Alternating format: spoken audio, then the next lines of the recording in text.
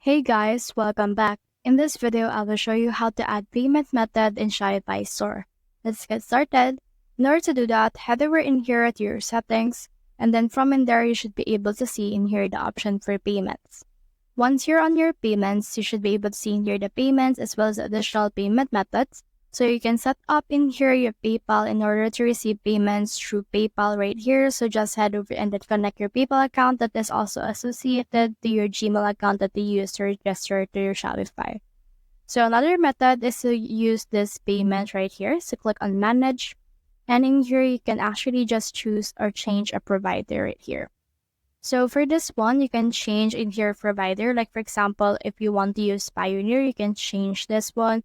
You can also use ePay as well as First Data and Money or anything that you have right here. So for example, you can use this Pioneer. Let's click on this one. And then after that, click on install right here and it will open in here a new tab wherein you should be able to install this application. So you need to grant this access. Now what you can do is click on install option. And then once you have done that, it should be able to load and install itself from your store. Now, as you can see, it had been added. You just need to manage your account and link your Pioneer in order to add this as a payment method.